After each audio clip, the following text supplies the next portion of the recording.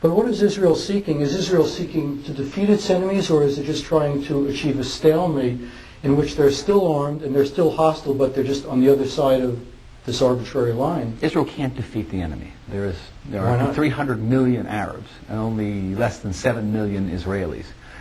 Defeating them would be impossible. But we're talking about the Palestinian Arabs. Do you think all the Arab countries would come to the aid of the Palestinians if Israel...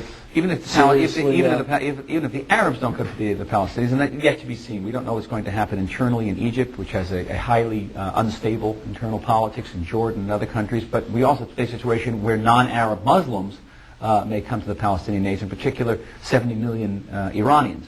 And that is a very formidable force indeed. So we can't defeat all of these armies. What we can do is manage the conflict.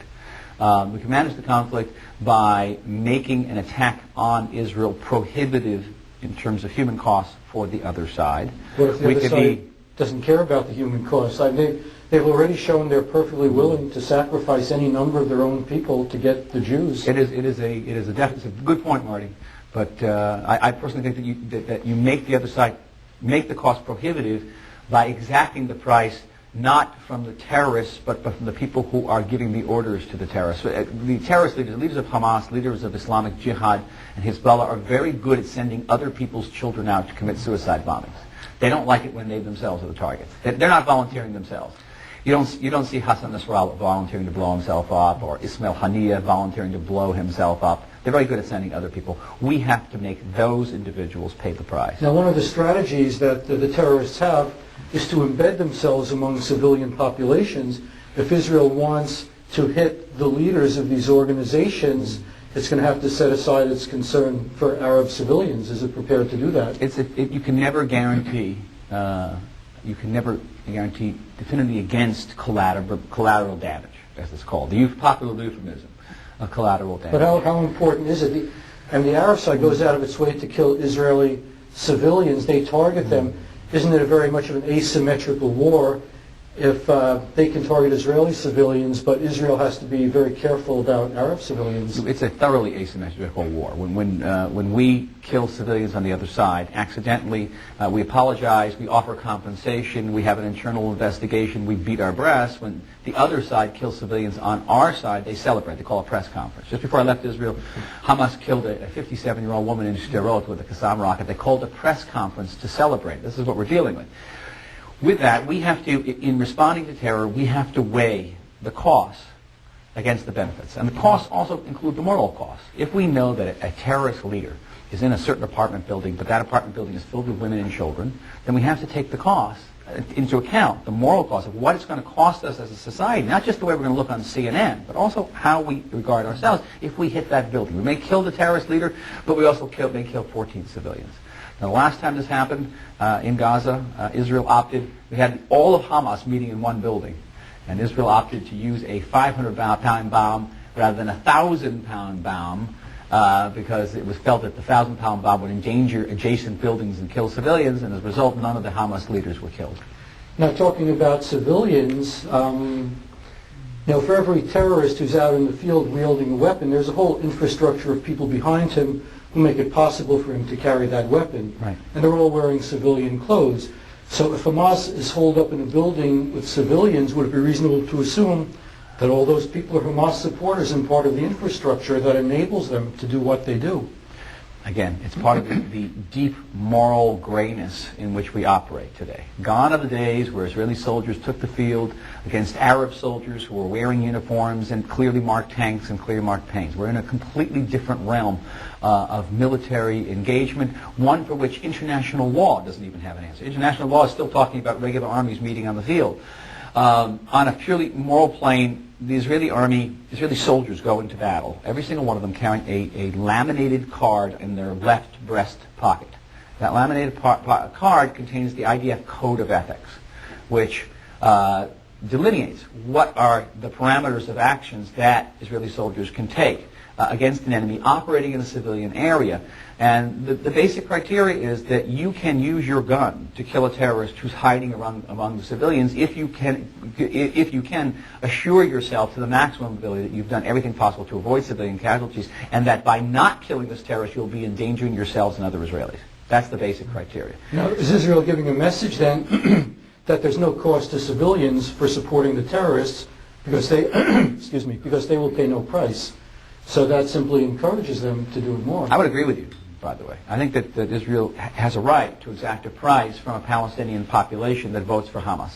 The prevailing opinion in the world today in the United States and even among many Israeli intellectuals is that Israel's at war with terror and not at war with the Palestinian people, which creates an asymmetrical situation right there because the Palestinian people certainly view themselves at war with us, and not just with the Israeli army. Isn't their entire culture, their entire educational system, their entire mass media designed to inculcate hatred of Israel, hatred of Jews, and to glorify blowing yourself up if it'll result in the death of Jews?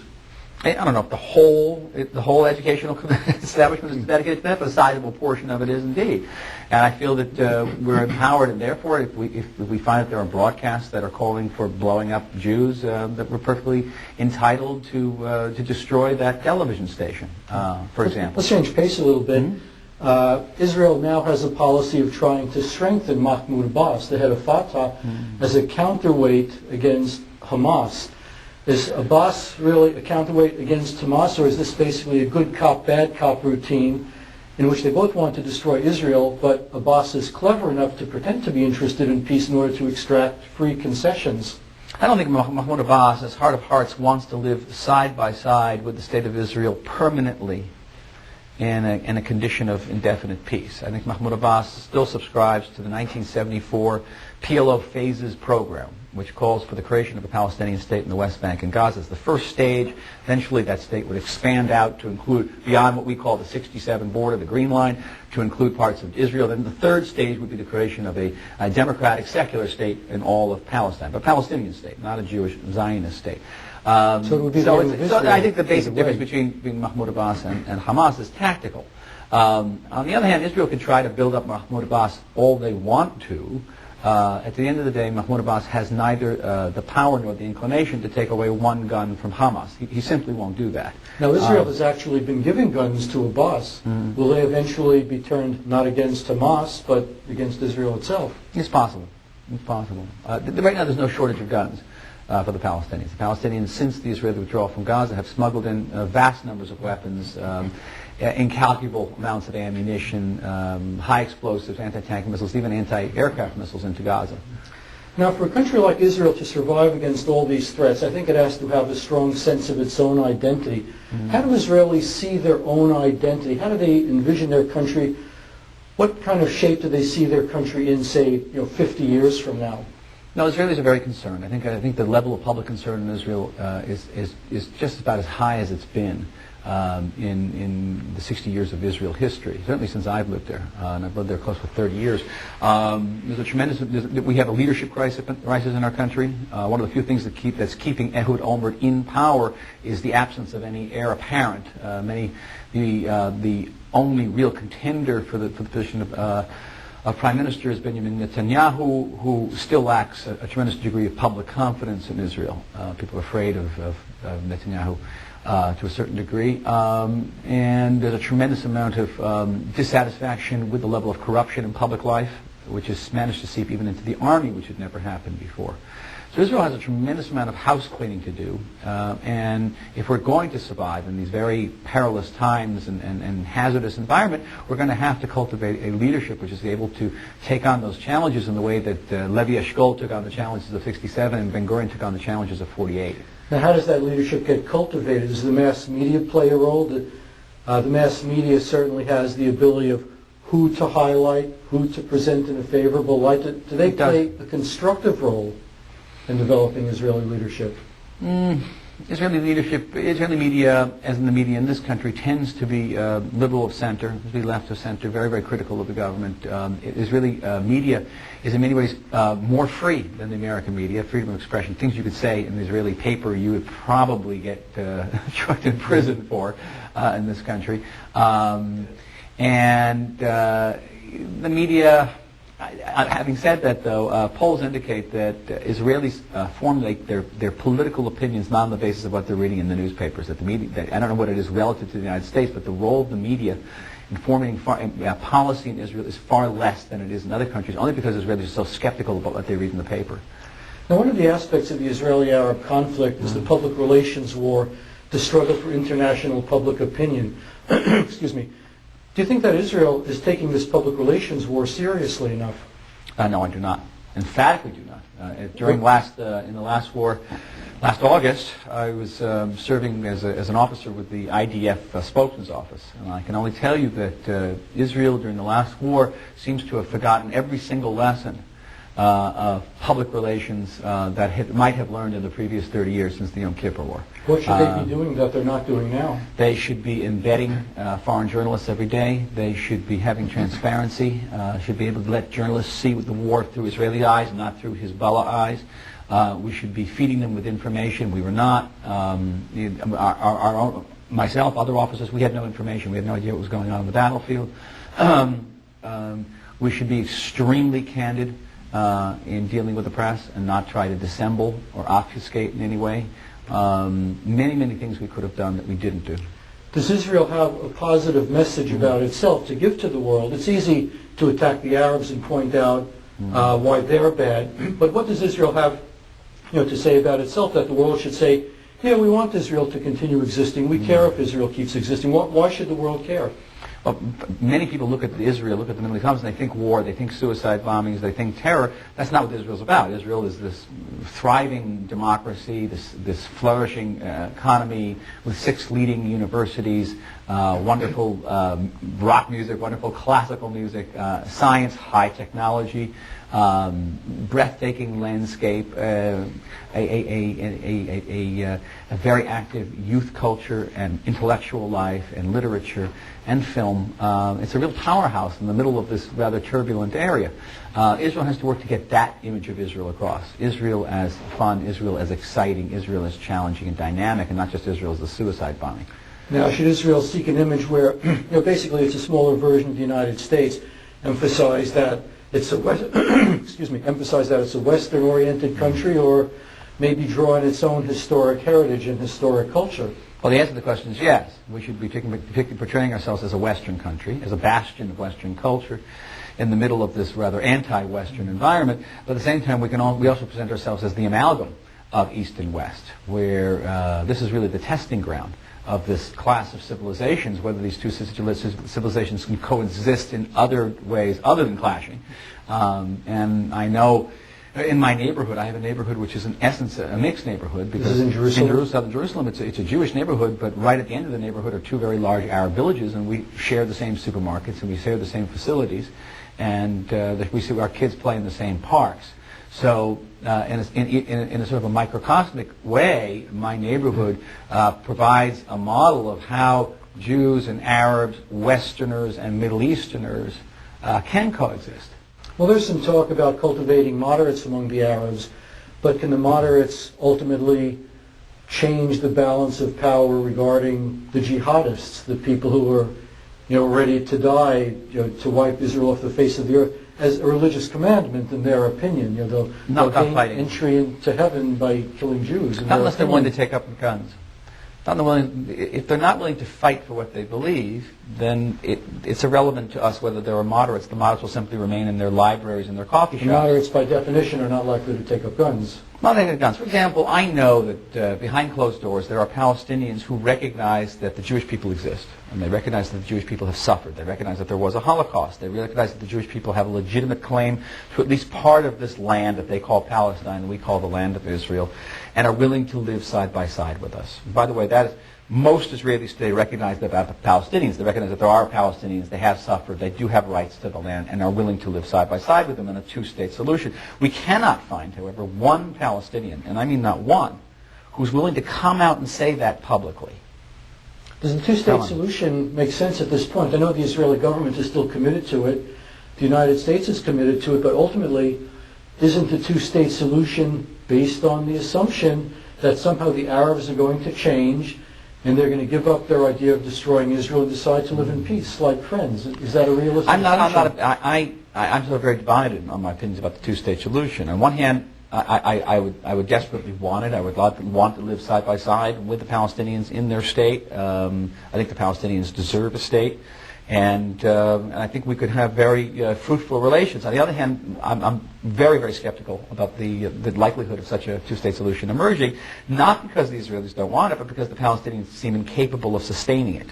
Palestinians hold the world record of a people who have been most frequently offered a state, only to turn it down, and to turn it down with violence. They were offered a state by the British in 1938. They were offered by the UN in 1947. They were offered by Jimmy Carter in 1979. They were offered by Bill Clinton in 2000. They keep on turning it down. They turn to violence.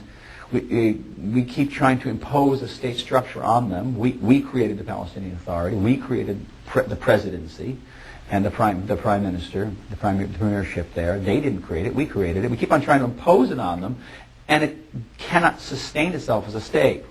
And this is a broader problem in the Arab world. The Palestinians are symptomatic for it. So Condoleezza Rice, who's in the region today, can keep on trying to build up Mahmoud Abbas as a Palestinian leader, but ultimately he and the society around him is not going to be able to sustain that state structure. So we have to begin to look at alternative solutions, at least for the interim. Now, what about the idea of Jordan as a Palestinian state? The geographic region historically known as Palestine includes Jordan. Jordan is literally part of Palestine. It includes both sides of the Jordan River. It's mostly what we would call Palestinian anyway. So what about, the land of Palestine has already been subdivided, and the Arabs have already been given a state called Jordan. Why must Israel be subdivided again and have another Arab state there? Well, one reason to subdivide the Jewish state is that if we don't subdivide the Jewish state, we will not have a Jewish state because we won't have the Jewish majority upon which the Jewish state is predicated. But having said that, I believe that Jordan has a role in reaching some of these interim solutions, perhaps a condominium with Jordan over the governance of parts of the West Bank. So you have Palestinian autonomy with some elements of Jordanian control plus Israeli security measures that are in place. That is the most I can see right now happening. I understand that Jordan is adamantly opposed to letting Palestinians from Israel move there. They don't want them. They won't accept them in. They rigidly keep them out. Jordan is a minority rule state. It's ruled by a minority of Jordanians, East Bank Jordanians, who have their roots in Bedouin culture. The Hashemites. The majority are Palestinians. They're very much afraid of the Palestinians. Palestinians aren't particularly enamored of the Hashemites. And no, they do not want further Palestinians in their kingdom. However, they're also much afraid of the emergence of a Hamas chaos state on their western border that would bleed into Jordan. So they're also interested. We have a confluence of interests with the Jordanians in achieving a situation of controlling this Hobbesian state of chaos in the West Bank. Do you think that Israel is too concerned about international opinion, too quick to follow the lead of Western countries, the U.S., the Europeans, as opposed to making its own decision and leading? Israel is the one that's most directly affected. Shouldn't it be leading rather than following others who don't necessarily have Israel's interest as their primary concern? I think Israeli leaders could display greater savvy, greater prudence in adjusting their decisions to accord with international opinions. For example, there are some times when Israeli leaders will do things in defiance of international relations, rather gratuitously, and achieve no apparent benefit from it. On the other hand, sometimes Israelis will bend over backwards to palliate international opinion, and again, achieving no sort of concrete benefit from it. I can give you examples. Last summer, the Israeli Air Force bombed a lot of civilian areas in Lebanon. They did so in an attempt to take out missiles, but they did so in a way that completely ignored the impact of their bombing on world opinion. And ultimately, it was the bombing and its impact on world opinion which forced Israel to stop the war. They completely ignored that factor. Now, how does Israel weigh the importance of international opinion versus the well-being of its own citizens? Right now, the town of S.O.T.M.E near the Gaza Strip is subject to daily missile attacks, and the Israeli government is not responding to the attacks because it says that the Europeans are pleased by this. In other words, they're literally sacrificing the lives of their own people to please powers foreign to themselves. Is there something wrong with that picture? Well, I'm not happy with Israel's response to the shelling of Sderot, but not necessarily because they're not sending vast forces into Gaza and crushing the Gazans, but because that's not going to bring about an end to the shelling. I'm disturbed because Israel is not taking the battle to the people who are giving the order to the people who are firing the rockets. I do not understand that why Khalid Mashal, the head of Hamas who sits in Damascus, can sit in Damascus and give orders to the Qassam rocket fires with impunity and is not paying a personal price for it. That I don't understand. Well, it's hard to get somebody in Damascus because that's another country, but somebody in the Gaza Strip? Some of the Gaza Strip, we're not doing that either, though. Ismail Haniyeh, who's the head of Hamas, which is the organization which has kidnapped our soldier, Gilad Shalit, which is firing rockets into Sderot, holds press conferences. I don't understand why that happened. And it seems that Israel, its deterrent ability has all but collapsed because of its non-responsiveness. Every day we hear about shooting attacks in Israel, rock-throwing attacks, and Israelis are not actually allowed to respond properly, so there's no cost. On the Arab side, very little cost. So why not do it? I wouldn't say our deterrence force has collapsed entirely. Keep in mind, Israel in last summer's war in Lebanon used a tiny fraction of its military force. We had about 10,000 men in southern Lebanon, several hundred tanks. Israel has many thousands of tanks, hundreds of thousands of soldiers, thousands of planes and helicopters. We used a tiny fraction of this force. With that tiny fraction of force, we completely destroyed Hezbollah's mini-state in southern Lebanon. We destroyed their headquarters in Beirut. We probably killed about 25% of their soldiers, which is just a prohibitive number in any type of military engagement. But they're bouncing back. They're bouncing back, but believe me, Hassan Nasrallah will think twice before he fires at Israel again. We sent an ineluctable message to the states in the region, that is, if you mess with us, yes, you may be able to send some rockets into our hometowns, but we are going to ruin your day. And we definitely ruined their day. So South Lebanon remains very much in ruins. So I think he'd think twice about it. Hassan Nasrallah himself admitted that he had made a mistake by starting the war. So our deterrence power has been dented, but it is no means eliminated. I think our neighbors, certainly the more savvy among them, understand that the Israeli military juggernaut has not really been unleashed, not fully, not even in 1973, and they're going to be loath to test that. In the 1967 war, Israel won a very impressive victory, defeated many Arab countries, and at that time people were saying that Israel's existence was guaranteed because it could not only defeat any individual Arab country, it could defeat any combination of Arab countries. You don't hear that kind of talk anymore. And back then, the Palestinians were considered a marginal threat at the most. So what's the reason for Israel's decline? Why did it lose the fruits of that victory in 1967? Well, in 1967, it wasn't all of the, not all of the Israelis all the time believed that Israel could beat any combination of the Arabs.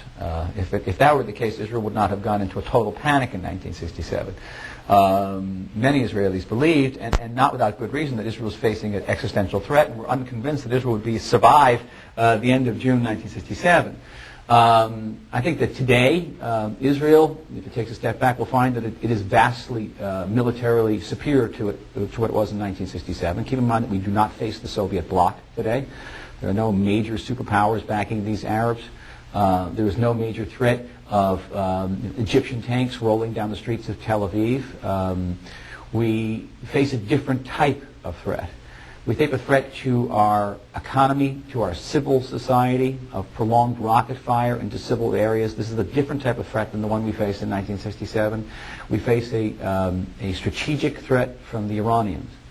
And while maintaining robust conventional forces, tank brigades, paratrooper battalions are very, very important for Israel, the response today is as much relies in the realm of high-tech, of innovation, as it does sort of slogging through the mud with guns. And I think that Israel remains really, to a degree that is unsurpassed in its history, the preeminent superpower of the Middle East.